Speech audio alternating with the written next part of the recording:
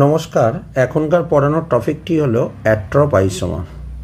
দেখো, অ্যাট্রপ আইসোমার কাকে বলবো, প্রথমে একটা বুঝতে হবে কার্বন এবং কার্বনের মধ্যে যে সিঙ্গেল বন্ড থাকে, আর একটা কার্বন এবং কার্বনের মধ্যে যে ডবল বন্ড থাকে, আর কার্বন কার্বনের মধ্যে ট্রিপল বন্ড থাকে। যখনই সিঙ্গেল বন্ড থাকবে তখন এটা রোটেশনটা, কার্বন কার্বন রোটেশনটা পসিবল, ইজিলিভাবে রোটেট করতে পারে। কিন্তু যখনই পাই বন্ড হবে এই রোটেশনটা নট পসিবল। তাহলে রোটেশন পসিবল কখন হবে? কার্বন কার্বন সিঙ্গেল বন্ড থাকলে। এবার প্রশ্নটা এইটা হলো, কার্বন কার্বন যখন সিঙ্গেল বন্ড থাকে, যখন রোটেশনটা পসিবল হয়ে থাকে, সেটা কি অলওয়েজ পসিবল? উত্তর হলো না। সেটা হলো যদি কোনোভাবে অ্যাট্রপ আইসোমার থেকে থাকে। অ্যাট্রপ আইসোমার মানে কি? এই যে দুটো ফিনাইল রিং এরমভাবে থাকবে, এগুলোকে অ্যাট্রপ কম্পাউন্ড বলে। এবং এইখানে যে গ্রুপগুলো থাকবে, ঠিক আছে, এটা এ, এটা বি, এটা সি এবং এটা ডি দেখালাম, এই গ্রুপগুলো থাকবে। এই গ্রুপগুলো হবে বাল্কি গ্রুপ। বাল্কি গ্রুপ মানে বড় গ্রুপ।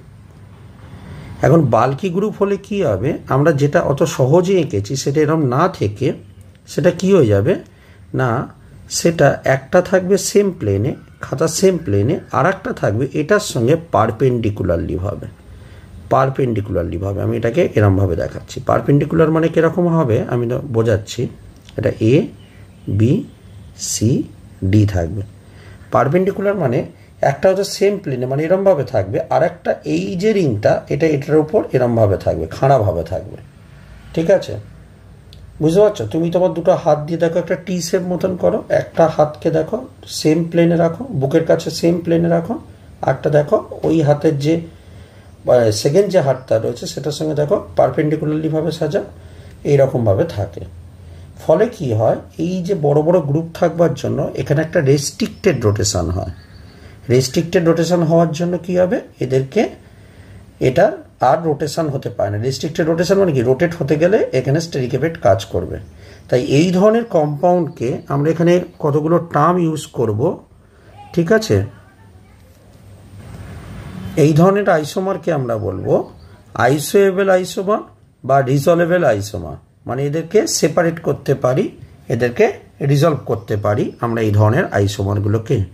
ঠিক আছে, তো এবার প্রশ্নটা হলো কি কন্ডিশন থাকবে যখন একটা মানে অপটিক্যালি অ্যাক্টিভ হবে এই ধরনের কম্পাউন্ড। অপটিক্যালি অ্যাক্টিভ বা আলোক সক্রিয় হবে। প্রথমেই কি বলেছি, এ বি সি ডি যেটা লিখেছি সেটা বাল্কি হবে। বাল্কি মানে কি কি গ্রুপ থাকতে পারে?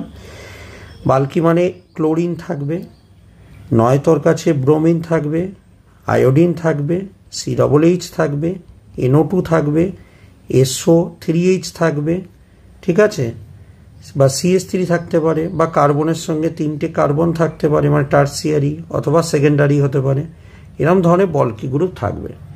আর একটা জিনিস হলো, এই এ এবং বি নট ইকুয়াল টু হবে, মানে এই দুজন আলাদা হবে।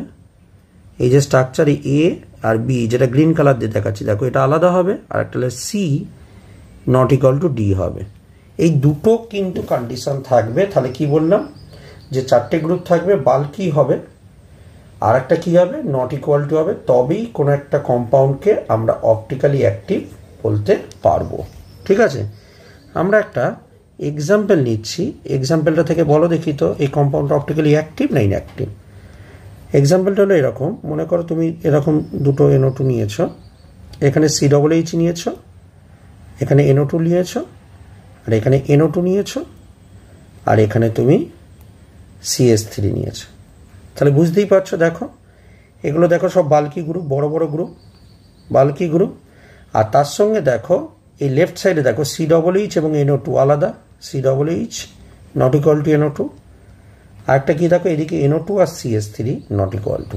তার মানে এই দুটোকে দেখেই আমরা বলে দিতে পারবো ইয়েস, এটা হলো অপটিক্যালি অ্যাক্টিভ অ্যান্ড রিজলভেবল, বা সেপারেট করা যেতে পারে। সেপারেট করা যেতে পারে মানে কি, তার রোটেশন হয় না, রেস্ট্রিক্টেড রোটেশন হয়, তাই জন্য সেপারেট করা যেতে পারে।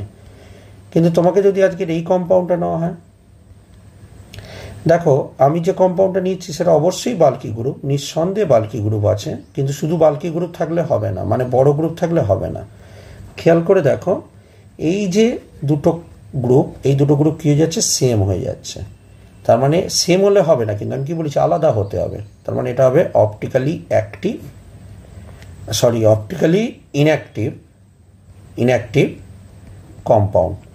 তাহলে অপটিক্যালি অ্যাক্টিভ হতে গেলে দুটো গ্রুপ আলাদা হতে হবে এবং বড় হতে হবে। আচ্ছা, অনেক সময় এটাকে বার করতে বলে যে সিস্টান্স আইসোমার বার করতে বলে, জিওমেট্রিক্যাল আইসোমার বার করতে বলে। জিওমেট্রিক্যাল আইসোমার বার করাটা খুবই সোজা। তোমাকে যদি আজকে এরকম একটা কম্পাউন্ড দেয়, দেখো এটা বোর্ডে দিয়েছিল, মানে সিইউতে দিয়েছিল এটা কোশ্চেনটা, এরকম একটা টিপিক্যাল কোশ্চেন দিয়ে বলেছে এটা জিওমেট্রিক্যাল আইসোমার বলো। দেখো খুব সোজা কিন্তু বার করা, টেনশন নেবে না, দেখে পারবে করতে। তুমি খেয়াল করে দেখো, তুমি মাঝখানে রিংটার কথা ভুলে যাও, এটা একটু টিপিক্যাল অ্যাট্রপ আইসোমার। দেখো এমি আর এমি দেখো অপোজিটে আছে, অপোজিটে থাকলে কি হবে, ট্রান্স। আজকের যদি এমিটা এখানে না দিয়ে যদি এমিটাকে এখানে দিয়ে দিতাম, তাহলে দেখো সেম দিক হতো, তখন হতো সিস আইসোমার কিন্তু। ঠিক আছে, তো এইভাবে বার করতে পারি এদের। তাহলে কি কি পয়েন্ট পড়লাম বলো? অ্যাট্রপ আইসোমার কাকে বলবো না, দুটো ফিনাইল রিংয়ের মধ্যে একটা রেস্ট্রিক্টেড রোটেশন হয়, ঠিক আছে, ফলে তাদেরকে সেপারেট করা যায় বা রিসলভেবল হয়। কখন রেস্ট্রিক্টেড রোটেশন হয়? যখন এই গ্রুপগুলো বাল্কি গ্রুপ থেকে থাকে।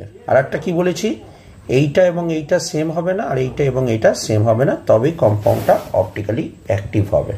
তো এই ছিল অ্যাট্রপ আইসোমার। ধন্যবাদ।